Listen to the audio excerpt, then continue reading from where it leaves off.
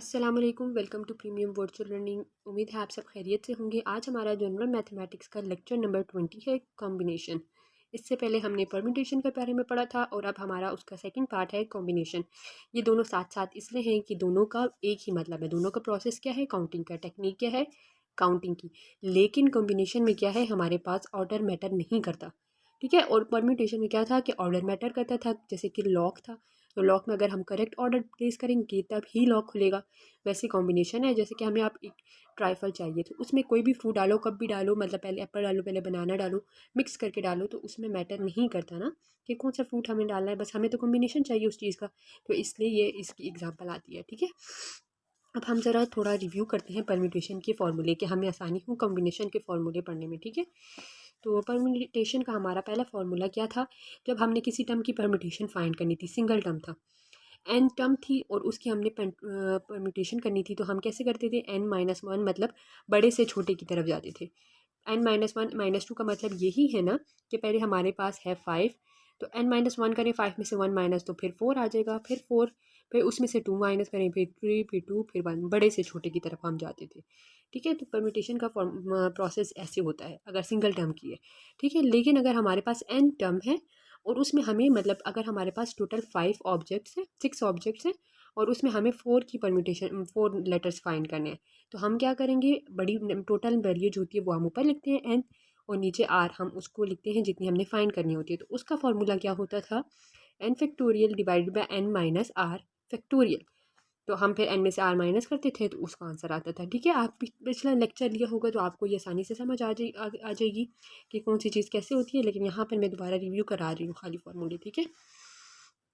Next formula हमारा क्या था कि हमारे पास एक ही वर्ड था और उस पर हमारे पास रिपीटेड वैल्यू लेटर्स थे, जैसे कि अब देख लें एग्जांपल में मैं आपको दे देती हूँ, मिडी, मिनी लगा रहे थे, मिनी लिख लेते हैं। अब मेरे दिमाग में ये एग्जांपल एकदम से आई है, तो इसमें देखिए आई 2 दफ़ा है ना, तो हम फिर ये वाला फार्मूला यूज़ करेंगे, ठीक है। इसमें तो अभी सिर्फ दो ही वही वर्ड है, लेकिन इस तरह कोई और होता है जिसमें एस एस होता, फिर पी पी होता, ऐसे ही मैंने फॉर एग्जांपल लगा दिया, आई ओ होता कोई भी, मतलब तो तो ये अब आई 3 हो जाते, फिर पी होता, पी 3 हो जाते, तो फिर इस तरह का फार्मूला आता, ठीक है।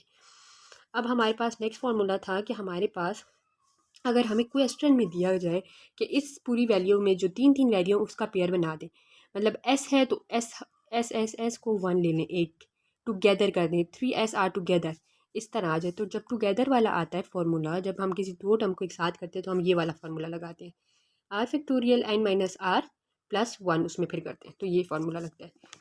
लास्ट हमारे पास उसमें परम्यूटेशन में था कि अगर हमारे पास किसी सर्कल की जो है हमें परम्यूटेशन फाइंड करनी हो, किसी राउंड टेबल की, तो हमारे पास उसका फार्मूला ऐसे होता था, n factorial divide by n, मतलब कि एक सर्कल है उसमें हर मेंबर जब मूव करेगा, राउंड करेगा, आपस में अगर करते हैं तो वो ऐसे ऐसे परम्यूटेशन करेंगे, एक दूसरे की जगह चेंज करेंगे, लेकिन ऐसे भी तो वो राउंड हो रही होगी, जैसे सन अगर राउंड घूमता है ऐसे ऐसे भी घूमता है और ऐसे ऐसे भी घूमता है ना, वो एक ही उसमें होता है। तो इसलिए राउंड में फिर हमारे पास टोटल को हम डिवाइड भी करते हैं, अगर हमारे पास n फैक्टोरियल है तो डिवाइड बाय 6, 6 फैक्टोरियल तो डिवाइड बाय 6 करेंगे फिर हम, ठीक है।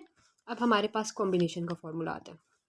कॉम्बिनेशन का फॉर्मूला हमारे पास सी हम यूज़ करते हैं कॉम्बिनेशन के लिए, उसमें n के बाद r इस तरह भी डोनेट होता है कॉम्बिनेशन, कहीं बुक्स में जो है n डिवाइड बाय r और 2 ब्रैकेट्स इस तरह भी यूज़ होता है, कहीं पर p मतलब परम्यूटेशन के बाद परम्यूटेशन करें किसी की और उसके साथ नीचे r को फैक्टोरियल कर दें। जैसे हमारे पास परम्यूटेशन का फॉर्मूला था n factorial divide by n minus r, ये सेकंड वाला देखिए, n फैक्टोरियल, ये वाला n factorial n minus r था, तो हमने इसके साथ अगर r करेंगे तो यहाँ पर r आ जाएगा परम्यूटेशन और यहाँ पर भी r आ जाएगा फैक्टोरियल, तो वही चीज़ यहाँ पे भी आ गया है, r फैक्टोरियल और r फैक्टोरियल, ठीक है दोनों। तो ये कम्बिनेशन का फॉर्मूला आता है, ठीक है।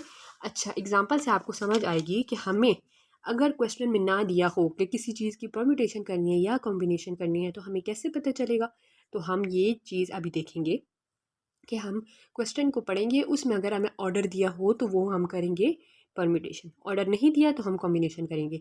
अगर हमें दिया हुआ सवाल में तो बहुत आसान हो जाता है, हम डायरेक्ट फार्मूला लगाते हैं, लेकिन ये चीज़ आप लोगों ने याद रखनी है कि आपने डायरेक्ट से किसी चीज़ का फार्मूला नहीं लगाना, उसको पहले समझना है, उसकी रफ सी डायग्राम बनानी है और फिर उस पर जो है आपने इंप्लीमेंट करना है कि कौन सा फार्मूला लगता है कि नहीं लगता, ठीक है। ये चीज़ें आगे बहुत आएंगी। अच्छा, फॉर्म हमें एग्जाम्पल देखिए, एग्जाम्पल से ही आपका कॉन्सेप्ट क्लियर होंगे। तो मैं एग्जांपल बताती हूँ। A manager of a football team has a sequence of 16 player squad, he need to choose 11 to play in a match. Total 16 है, तो टोटल हम कहाँ लिखते हैं, ऊपर लिखते हैं। And 11 to play in a match, तो 11 कहाँ लिखते हैं, हम नीचे लिखते हैं, जो हमने फाइंड करना होता है। तो अब हमने कॉम्बिनेशन का फॉर्मूला जो हमारे पास था, n factorial divided by R factorial. R हमारे पास 11 है और फिर n माइनस आर, तो n माइनस 16 में से 11 माइनस कर दे तो 5 फैक्टोरियल आता है, जिसको आप इसकी फैक्टोरियल करेंगे परम्यूटेशन तो आपके पास ये आएगा। बहुत लंबा हो जाता, मैंने इसलिए डायरेक्ट आंसर लिख लिया। 16 को आप परम्यूट कैसे करेंगे, 16 7 15 14 जैसे परम्यूटेशन इसकी करते हैं, या तो डायरेक्ट वो फार्मूले में पुट करके करें, ठीक है। उसके बाद 11 की अलग से, 5 की अलग, जो जो कटिंग होती है उसको कट करके ऊपर वो नीचे वालों को कट करके जो रह जाएंगे उसको मल्टीप्लाई डिवाइड करें आप इसमें, तो आपके पास ये आ जाएगा, ठीक है। मैंने नहीं किया कि बहुत लेंथी हो जाता, आगे एग्जाम्पल भी बड़ी बड़ी हैं इसकी, लेकिन ये मैंने सारी इसलिए आपको करवाई है कि आप लोग ये ना कहें कि कुछ चीज़ मिस हो गई। कॉन्सेप्ट क्लियर होना ज़्यादा ज़रूरी है आप लोगों का, इसलिए मैंने सारी कराई, ठीक है। अ football team consist of 3 player who play in a defence position, ठीक है। 3 प्लेयर्स हैं, एक 3 जो डिफेंस में है player, who play in a midfield position, 3 जो है मिड फील्ड में है, और 5 प्लेयर्स किस में है, फॉरवर्ड पोजीशन में है। तो हम पहले अपने पास डेटा लिख लेंगे। हमने फाइंड क्या करना है, 3 players are chosen to collect a gold medal for the team. Find in how many ways this can be done. अब हमने इसके वेज बताने, कम टोटल कितने आते हैं। तो पहले हम अपने डेटा लिखेंगे जो जो है, डायरेक्ट फार्मूला नहीं लगाना, ठीक है। पहले पहले हमने लिखना है कि डिफेंस में हमारे पास डी कितने हैं, D is equal to 3 defence हमारे पास। मिडल हमारे पास कितने हैं, मिड फील्ड में 3 हैं, और हमारे पास फॉरवर्ड में कितने हैं, लास्ट में जो फॉरवर्ड पोजीशन है उसमें हमारे पास 5 हैं, ठीक है। अब हमें आगे इन्होंने 2 स्टेटमेंट्स दी हुई हैं, ठीक है, कि हमें पता हो। पहली स्टेटमेंट है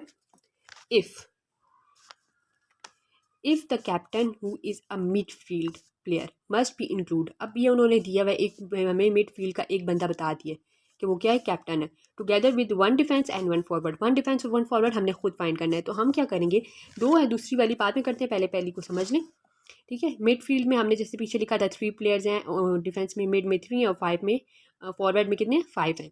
अब कैप्टन सेलेक्टेड है, मिड में से एक कैप्टन, अब बाकी कितने रह गए हमारे पास। कैप्टन जब सेलेक्ट हो गया तो मतलब क्या है कि हमने क्या करना है, 3 में से क्या है, एक हमारे पास सेलेक्टेड है, तो हम क्या करेंगे, कॉम्बिनेशन का सी लिखेंगे। 3 टोटल मेंबर्स हैं जिसमें से एक सेलेक्टेड है। अब बाकी तो उन्होंने नहीं हमें बताया ना, दूसरा उन्होंने क्या कहा कि 1 फॉरवर्ड से लेंगे हम। अच्छा हाँ, सॉरी, मिडफील्ड वाला सेलेक्टेड है, इसको ये फिक्स है, इसको आप नहीं काउंट करेंगे, ये फिक्स है। हमने क्या करना है, डिफेंस में से एक लेना है। क्या उन्होंने कहा था, must be include together 1 defence and 1 forward. एक डिफेंस से लेना है और एक फॉरवर्ड से लेना है। तो हमने डिफेंस से कैसे लेना है, 3 डिफेंस के हैं और एक 1 ले लिया, और 5 जो है फॉरवर्ड के हैं जिसमें से एक ले लिया हमने। तो हमने इसकी कॉम्बिनेशन कैसे करनी है, 3 फैक्टोरियल जैसे फार्मूला लगाते हैं उसका, 3 factorial divided by 1 factorial 3 minus 1 N minus R, तो वो करेंगे तो 2 आएगा। इसी तरह इसका भी करना है, मैं आप कर रही नहीं हूँ कि टाइम ज़रा लेंथी हो जाएगी वीडियो, तो आप इसका फैक्टोरियल करें, इसको 1 इन दोनों को माइनस तो 4, इसका जब करेंगे इसका 3 आ जाएगा, क्योंकि कटिंग हो जाएगी 3 इंटू 2 इंटू 1, और 2 इंटू 1 ये दोनों आपस में कट गए, और 3 डिवाइड बाय 1 तो हमारे पास 3 आता है, और इस तरह इसका 5, तो दोनों को किया 15 आया, ठीक है। दूसरी हमारे पास जो एग्जाम्पल है, वो क्वेश्चन हमारे पास है, if exactly 1 forward player must be included. अब हमें उन्होंने क्या कह दिया, 1 forward player must be include है, तो हमने उसको क्या कर देना, फिक्स कर देना है फॉरवर्ड वाले के लिए, and together with any two others. अब उन्होंने नहीं कहा कि डिफेंस में से लेना है या फॉरवर्ड में से लेना है, उन्होंने कहा बस दो लेने हैं किसी में से भी। तो हमने क्या करना है, फिक्स कर देना है एफ़ वाले को, ठीक है, इसको फिक्स कर दिया, और बाकी डी और इन दोनों का एक बना देना, इन दोनों में से हमने 2 लेने हैं। तो ये टोटल कितने हैं, एफ़ को तो फिक्स कर दिया ना, एफ़ हमारे पास कितने हैं, सी के ऊपर 5 फिक्स हो गया, और 1 इसमें से ये एक हो गया, और दूसरा इन दोनों में से लेना है, तो ये टोटल 6 है, 3 और 3 इंटू 3 तो 6, टोटल 6 में से हमने कितने लेने हैं, 2 लेने हैं, तो हमने नीचे 2 लिख लिया, क्योंकि उन्होंने क्या कहा, 2 प्लेयर्स लेने, 2 अदर लेने हैं, ठीक है। अब इसका फैक्टोरियल फाइंड करें, सी इंटू फार्मूला लगा के, कॉम्बिनेशन का फार्मूला इस पर भी लगाएं, इस पर भी लगाएं, इनके फैक्टोरियल फाइंड करें, इनके फैक्टोरियल ऊपर देखिए 6 इंटू 5, जब खोलेंगे इसको और नीचे जो है इसको खोलेंगे तो कटिंग हो जाएगी, आप इसमें 5 इंटू 15 इसका आता है, इन दोनों को करेंगे तो 75 आंसर आएगा, ठीक है। होप सो समझ आ गई होगी, बहुत लेंथी ये टॉपिक है, लेंथी इस हिसाब पे है कि इसकी एग्जांपल बड़ी बड़ी हैं, तो ये कॉन्सेप्ट आपने इसलिए समझना है एग्जांपल्स का, कि अगर आपको क्वेश्चन की समझ नहीं आएगी तो आप कोई भी फार्मूला लगा देंगे और आपका आंसर सारा गलत हो जाएगा। इसलिए कॉन्सेप्ट क्लियर करना है, इस तरह रफ सी डायग्राम बनानी है आपने कि क्या क्या दिया हुआ है, किसको फिक्स करना है किसको नहीं, तो फिर आप फार्मूला अच्छे से लगा सकेंगे, ठीक है। नेक्स्ट हमारे पास एग्जांपल आती है, a team of 5 people which must contain 3 man and 2 women is chosen from 8 man and 7 women, how many different terms can be selected. अब हमारे पास क्या है, सी दिया है 8 वुमेन है, 8 मैन है, जिसमें से 3 मैन हमने सेलेक्ट करने हैं, ठीक है।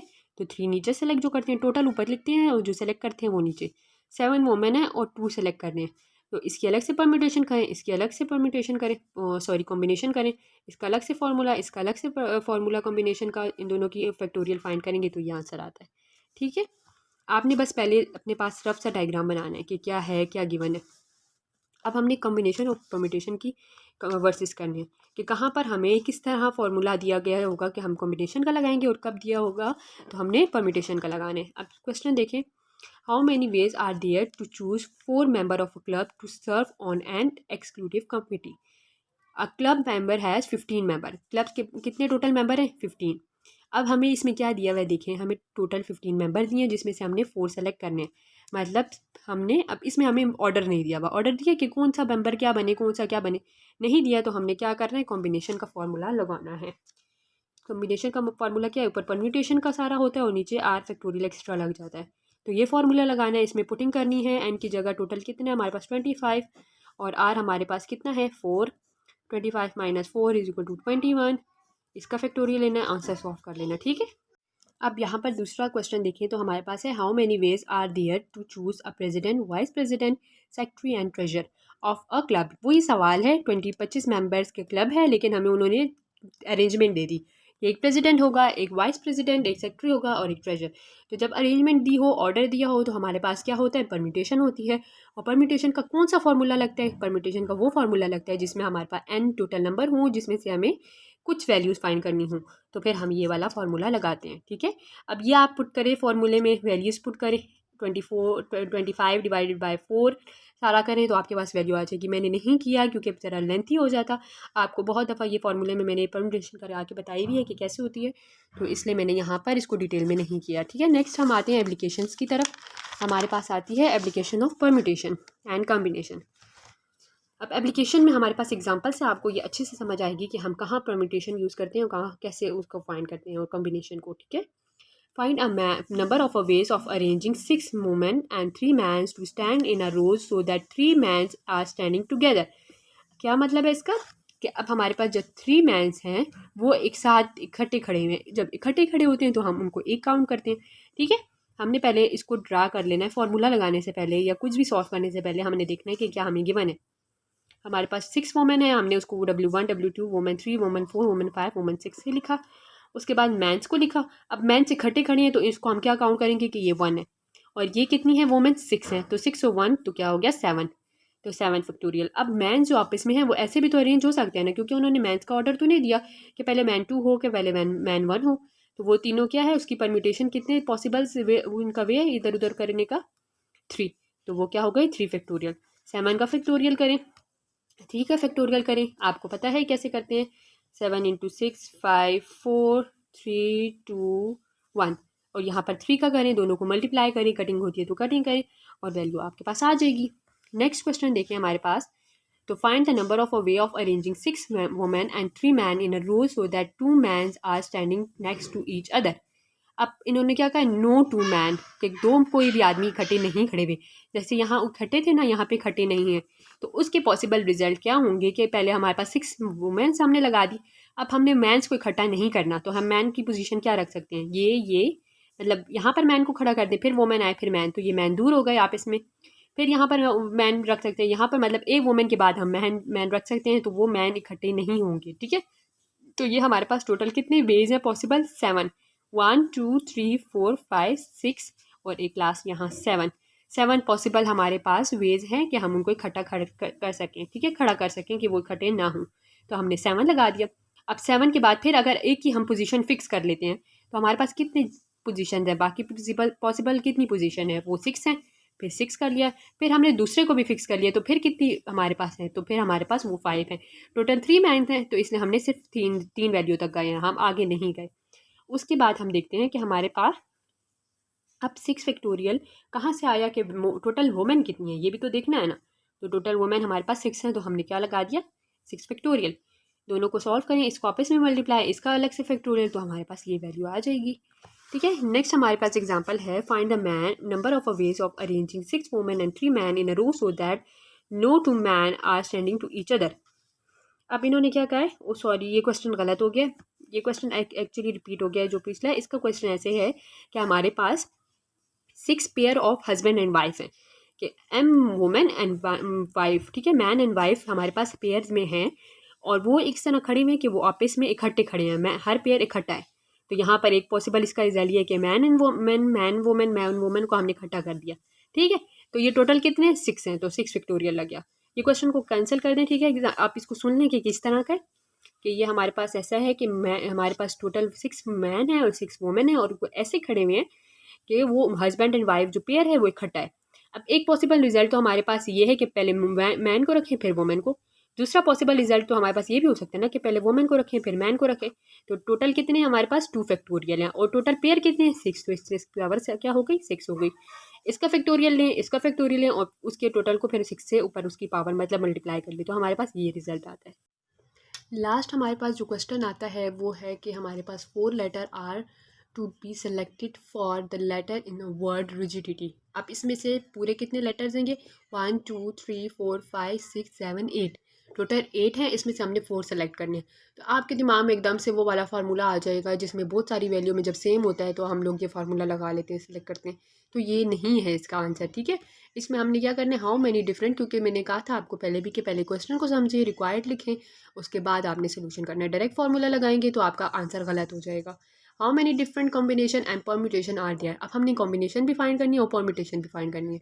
अगर हम वो फार्मूला लगाते हैं तो सिर्फ वो तो परम्यूटेशन का है और कॉम्बिनेशन का अलग फार्मूला है, तो इसलिए ये वाला इसमें नहीं होता। हमने इसका पूरा प्रॉपर केस बनाने हैं। अब हमने इसको सॉल्व करने के लिए केस बनानी है। ठीक है, केस 1 हम लेते हैं कि इसमें जो आईज हैं हमारे पास 1 2 3 आई हैं। ठीक है, इसको हमने कर दिया कैंसिल कि ये 3 आई निकल गए, तो टोटल हमारे पास 5 रहते हैं लेटर्स, 1 2 3 4 5 और 5 में से हम फिर 4 सेलेक्ट करेंगे। ठीक है, तो हमने फर्स्ट केस में बनाया कि देयर आर नो आइज। ठीक है, अब 5 लेटर्स हैं, टोटल कितने हो गए, 5 हैं, तो टोटल ऊपर लिखेंगे और हमने सेलेक्ट कितने करने हैं, 4।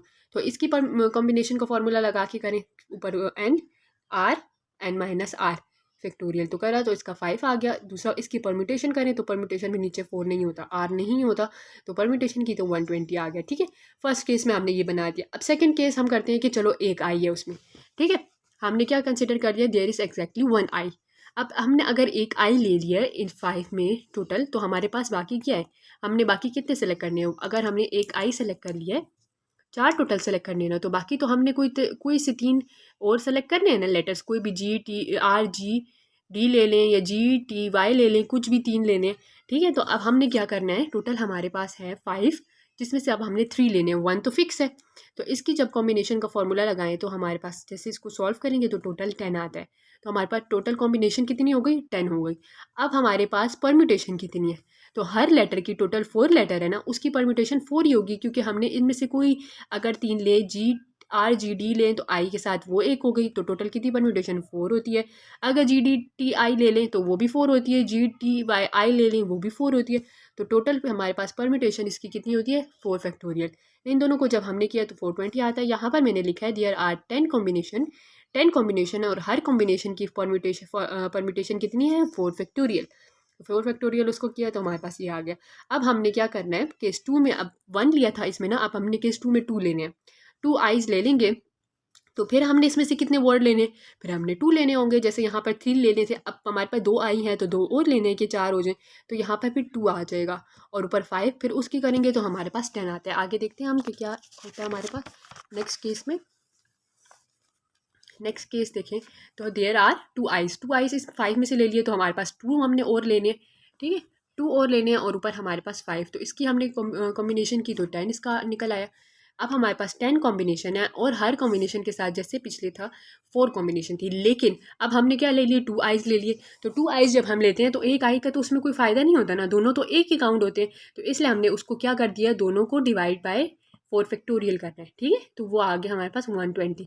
इसको सॉल्व करें, ये लेंथी हो जाता है इसलिए मैंने इसका शॉर्टकट बस डायरेक्ट आपको इधर लिख दिया। ठीक है, अब हमने 4 केस बनाना है। ये हमने टोटल, आप कहेंगे कितने केस बनाने हैं, तो हमने 4 केस इसलिए बनाने हैं कि हमारे पास टोटल 4 लेटर्स हैं।